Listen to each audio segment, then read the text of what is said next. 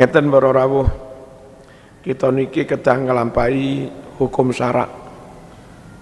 Jangan menyimpang dari hukum syarak.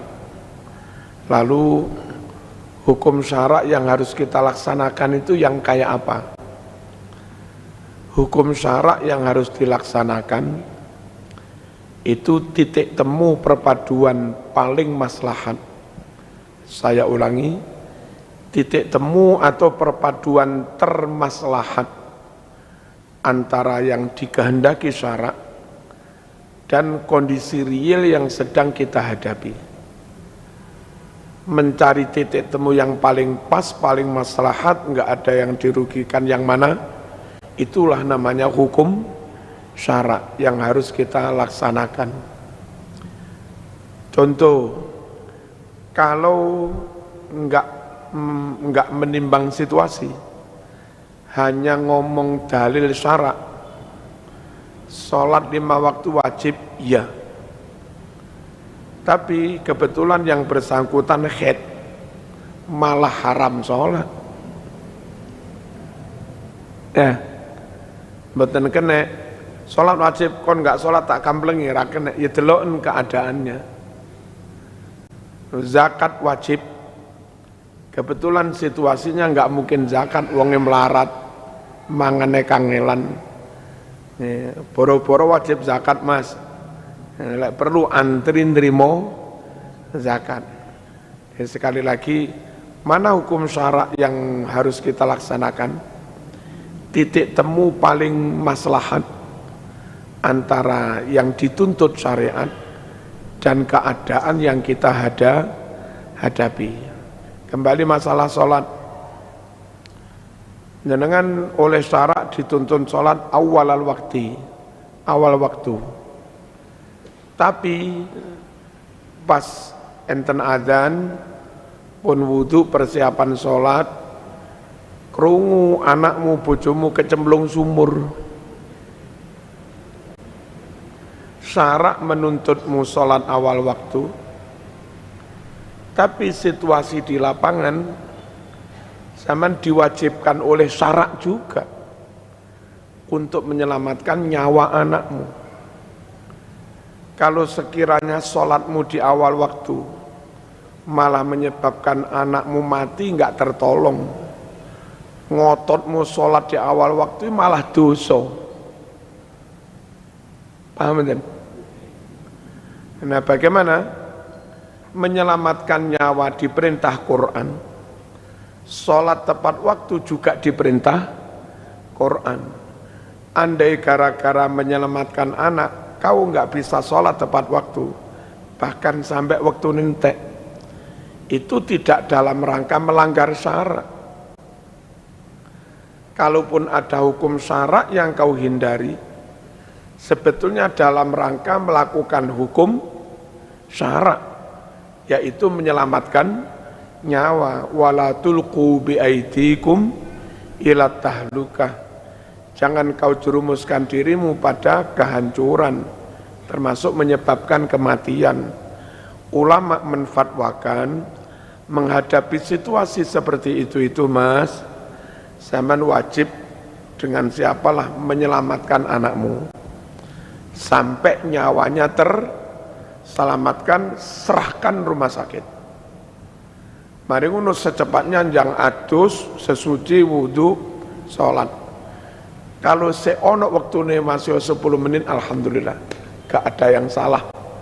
Nolongmu anak enggak salah, bahkan wajib. Sholatmu masih akhir waktu ya enggak salah, waktune belum habis. Tapi kalaupun misalnya sampai waktunya habis, sampean tetap wajib menyelamatkan anakmu. Engkau sholatnya kodok, paham?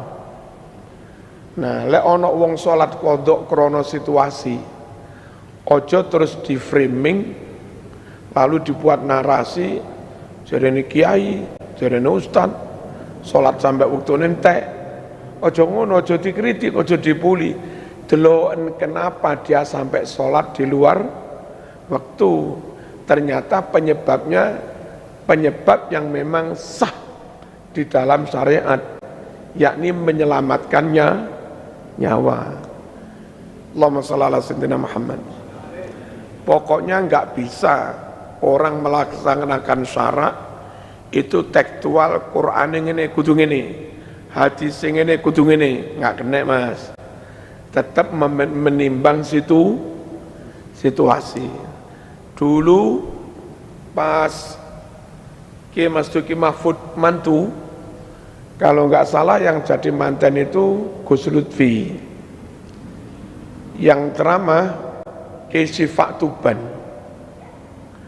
Nah itu ngeten, wong mimpin keluarga itu ibaratnya kaya wong nyetir mobil neng dalan, nek nuruti bener yo kudu nyimpang ngiwo, lek nuruti bener nyimpang kanan salah. Tapi pas sampean di tengah jalan di arah berlawanan ono tronton nyelonong kanan, mbuh ngantuk mbuh piye. Nah sampean dihadapkan pada dua pilihan, ikuti aturan yang benar, nyimpang ngiwo, matek sampean. Wong teko ngarep ana tronton nyelonong kanan. Halo.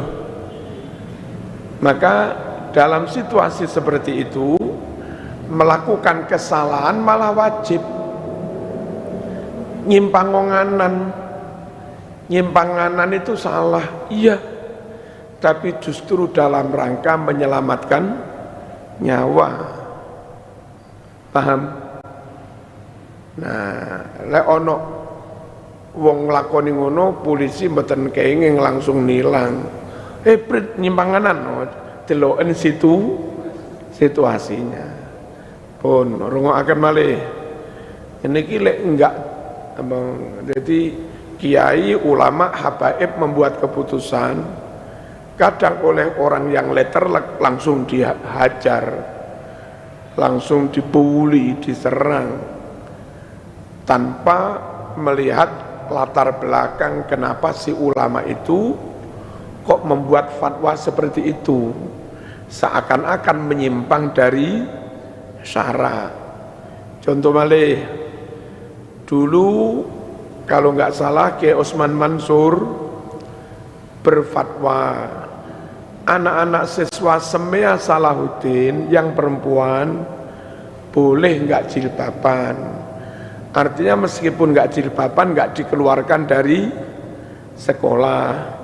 Bukan berarti Kiai Osman nggak tahu hukum, bukan berarti Kiai Osman nggak tahu dalil.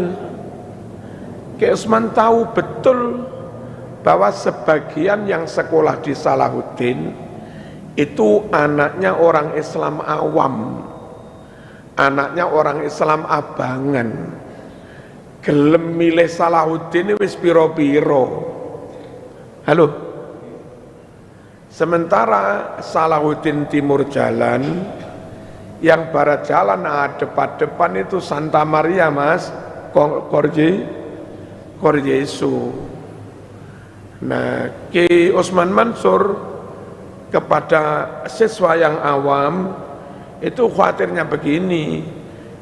Misalnya dibuat aturan siswa Salahuddin yang enggak jilbaban keluar. Ya milih keluar yang awam ini. Halo. Dan kalau sampai kebijakan terlalu keras itu membuat sebagian siswa keluar, ditampani Mas Garo Koryesu. Dan kalau akhirnya pindah dari Salahuddin masuk Koryesu, di Koryesu itu yang hilang bukan jilbabnya tok Mas, imannya bisa hilang. Sementara kalau tetap di Salahuddin, awalnya enggak jilbaban, pelan-pelan ada pelajaran agama, ada istighosah, kenal lingkungan, pengkondisian, suwe-suwe sebagian gelem jilbaban, enggak kehilangan iman Mas, paham? Nah, kiai ambil sikap seperti itu bukan dalam rangka tentang hukum syara, tapi kiai menimbang mana yang resikonya paling kecil, kemaslahatan. Paham betul? Paham kan? Allahumma shalli ala sayyidina Muhammad. Para rawuh, pilkada di Papua, pilkada di Bali. Gus Dur kadang dawuh, milih yang mana Gus? Ini aja. Padahal ini Kristen. Napa? Bukan Gus Dur enggak tahu dalil fikih, tapi Gus Dur menimbang kemaslahatan. Lek milih ini mudorotnya kayak begini, lek milih ini mudorotnya kayak begini. Misalnya di kabupaten tertentu Islamnya hanya sekitar 10%. Sak ngotot-ngotot ya panggah kalah mas wong 10%. Itu pun nek nyoblos kono kabeh. Dan dilalah ada calon muslim yang bisa mencalonkan diri. Tapi survei berkali-kali ya tetap kalah. Yang satunya calon Kristen, 3 calon nih, satunya lagi juga Kristen. Milih muslim secara zahir hampir pasti kalah. Nah Kristen yang 2 itu dilalah karakternya beda. Yang satunya cek kerasin yang Islam, cek antine yang Islam.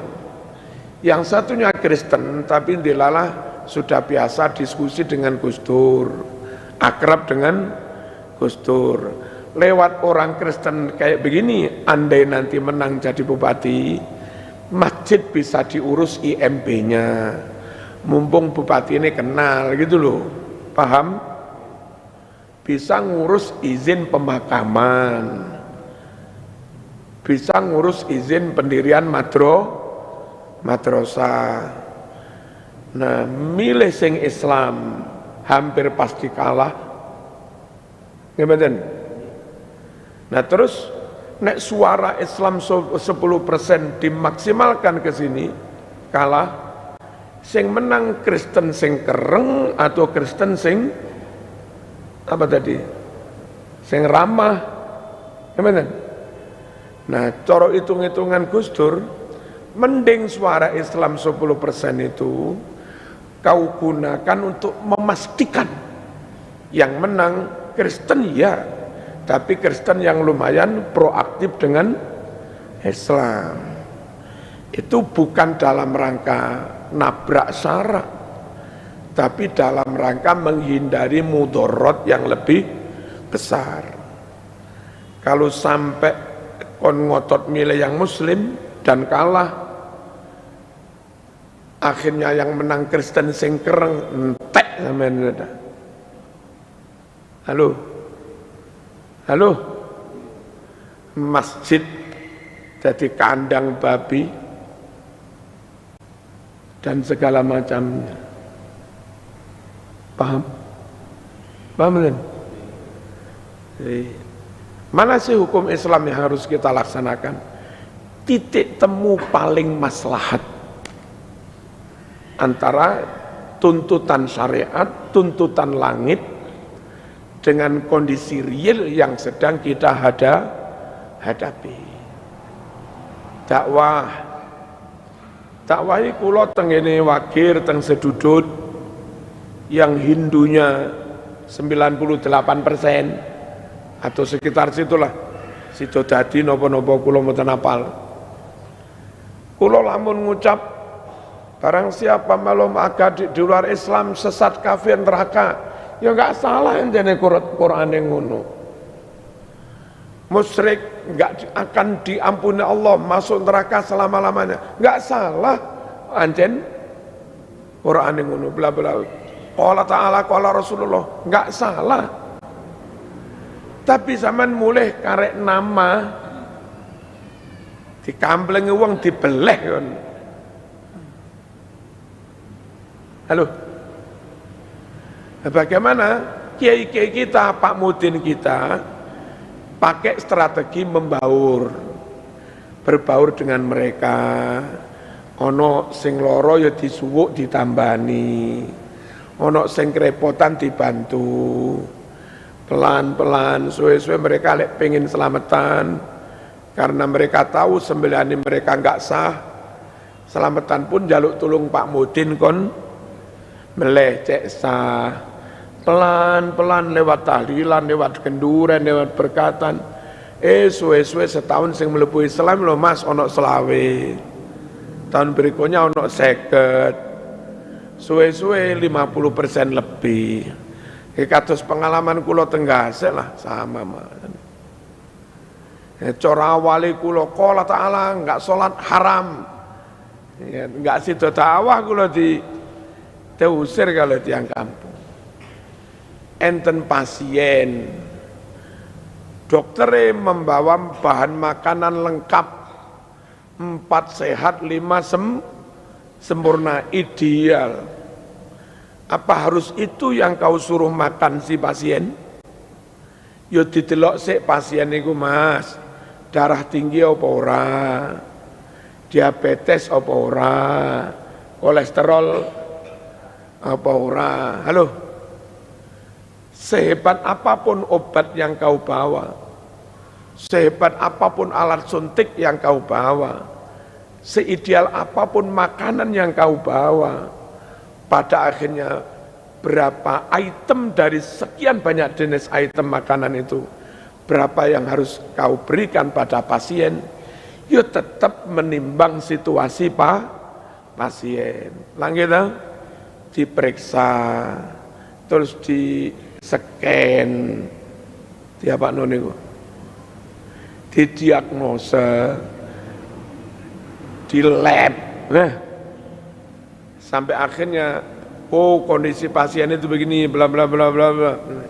Telur nggak boleh, daging nggak boleh, ini nggak boleh, yang boleh infus.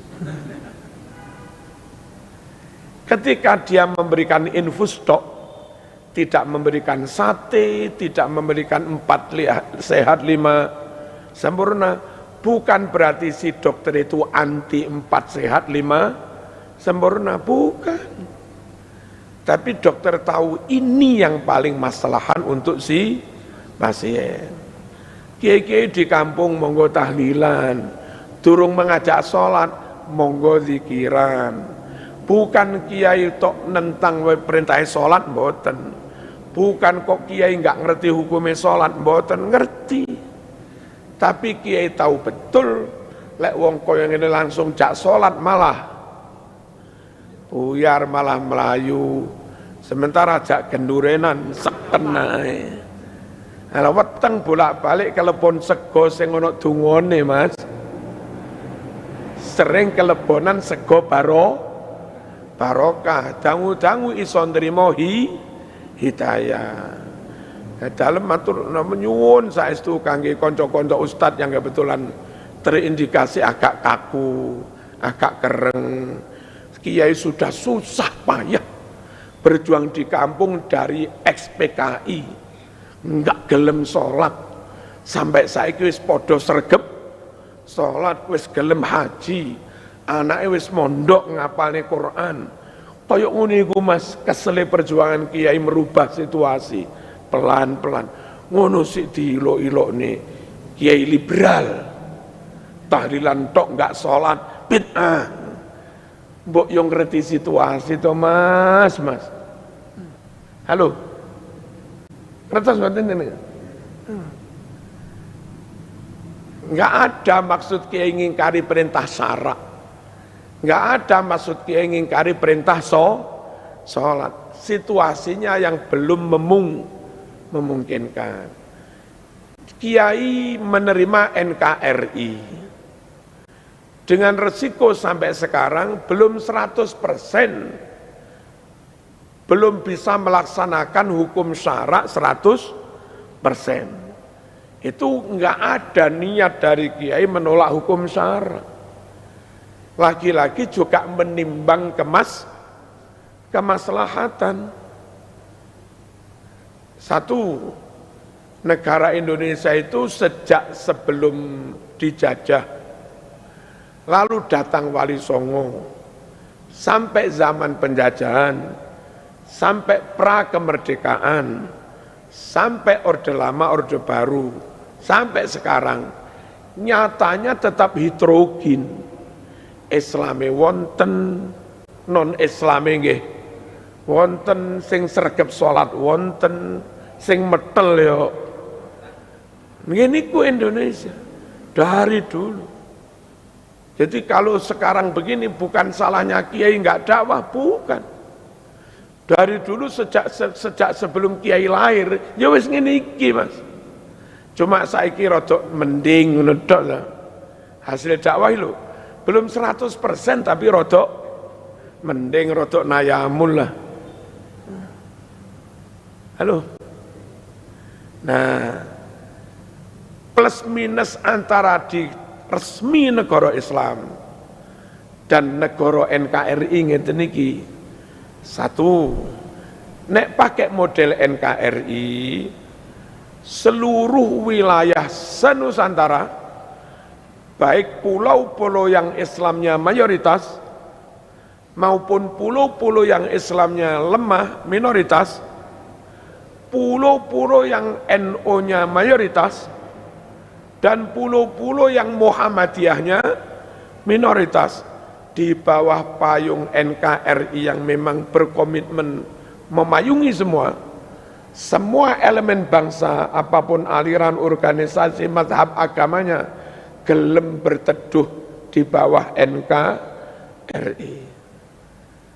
Nek digawe negara Hindu, Mas, wong Madura ngamuk. Nek digawe negara Islam, Mas, wong Bali ngamuk, memisahkan diri dari NKRI.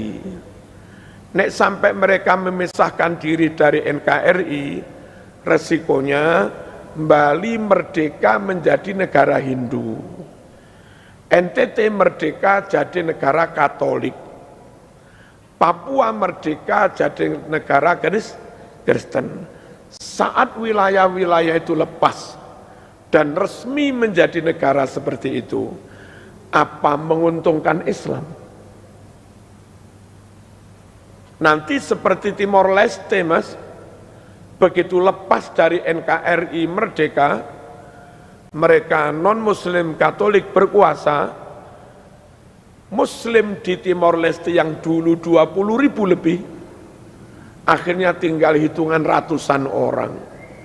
Yang lain mungkin diusir, mungkin dibunuh, mungkin dipaksa masuk Kristen. Kita nggak tahu.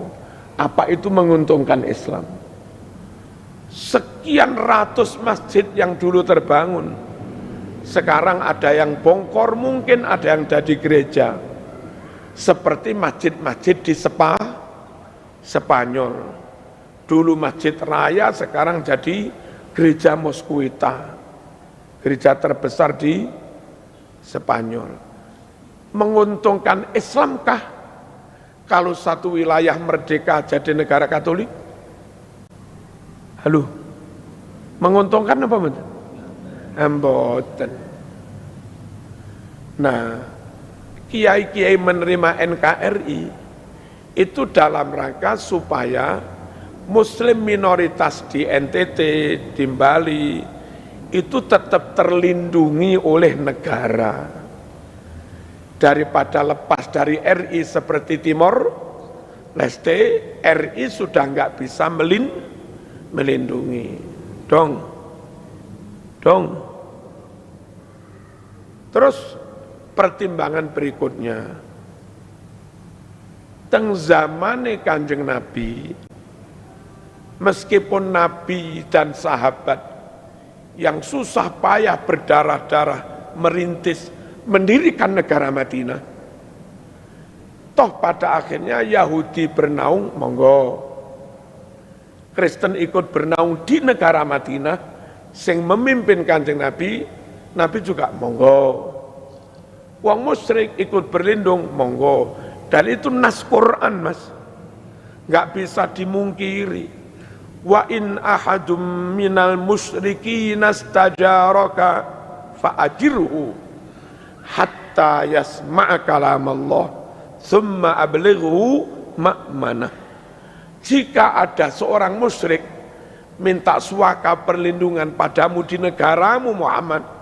Gak melok ngedek ning negara, gak melok berjuang melok. Kula nunut urip nang Madinah nggih. Ini apa? Nabi ora kok, ora oleh. Kok enak, ecelem, minggat ora. Monggo-monggo. Kalau Nabi sendiri memberi contoh, mendirikan negara yang memayungi semua pemeluk agama, apa salahnya ulama-ulama kita mendirikan NKRI juga dengan konsep memayungi semua? Paham?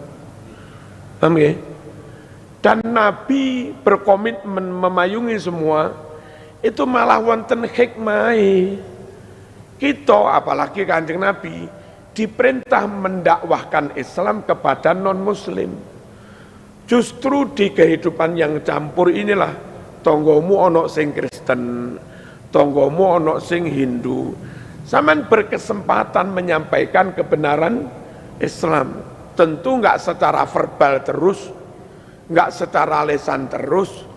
Apa sampean apik kepada dia sakit sampean tulungi, dia enggak iso bayar SPP sampean bantu, sampean selamatan diteri berkat. Bolak-balik ngono suwe-suwe. Cek apike Islam iki.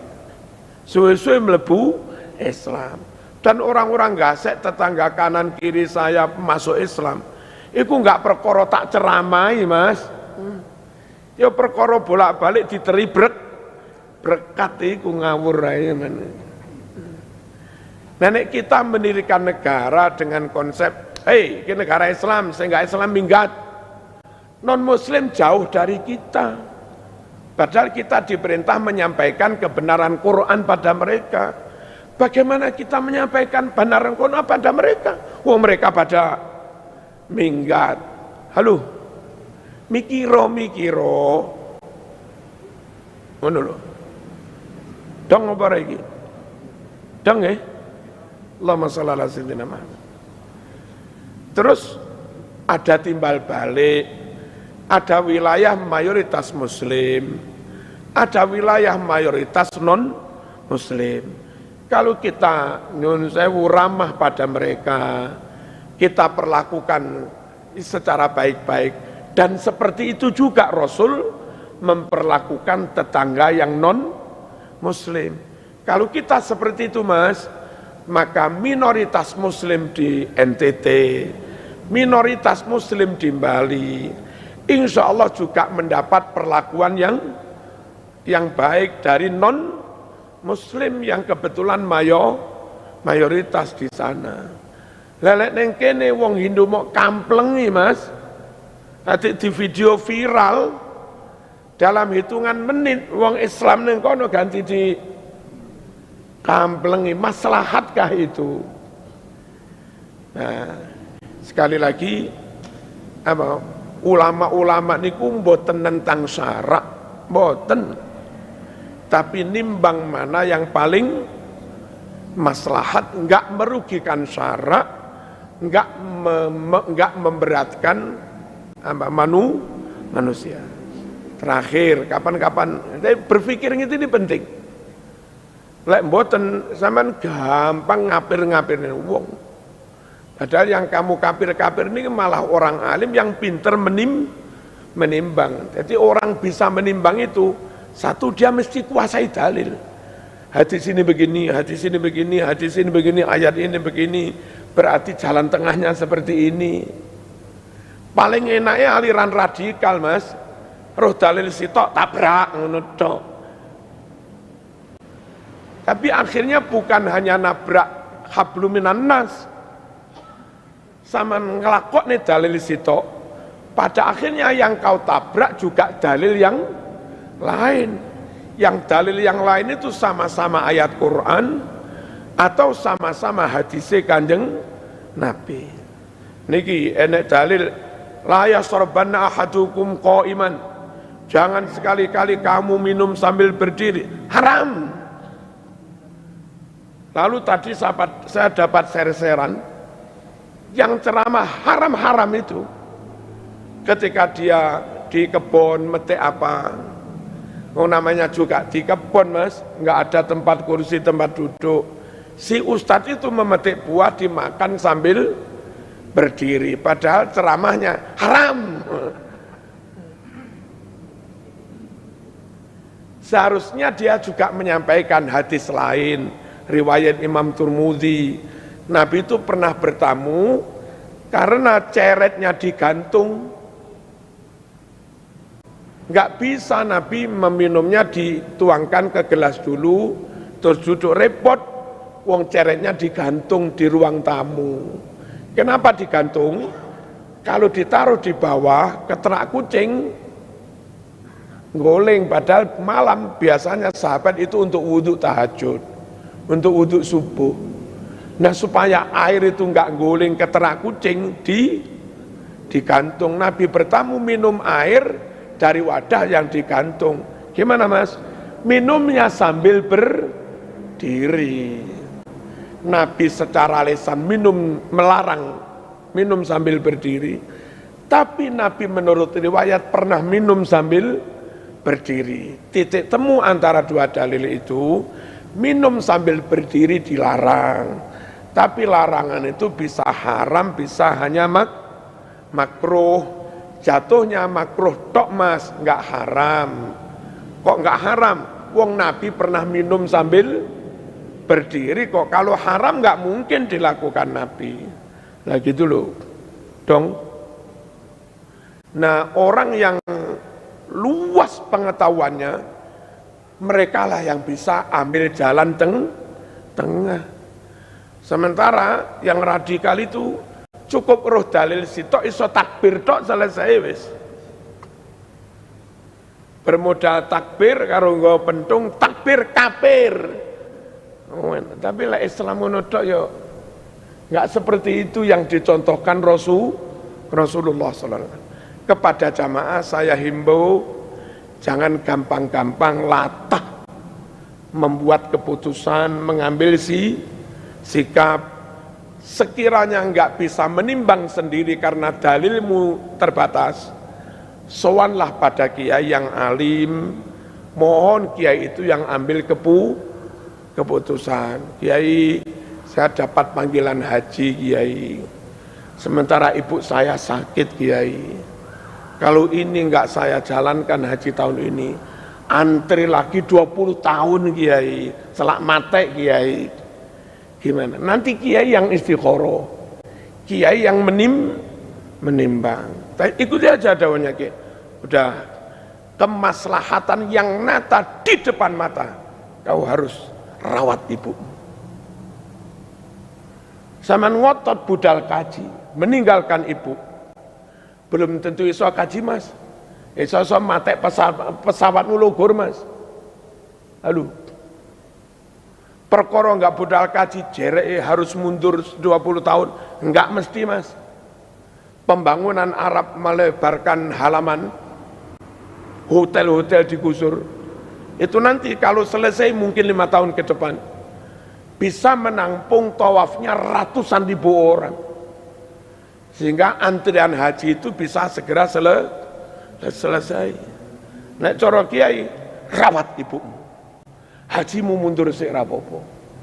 Lah ngono. Nah, tapi enggak semua orang kan bisa tahu dalil, menimbang dalil mana yang kuat mana. Paham ya? Niki ojo latah. Hati-hati. Al-Fatihah.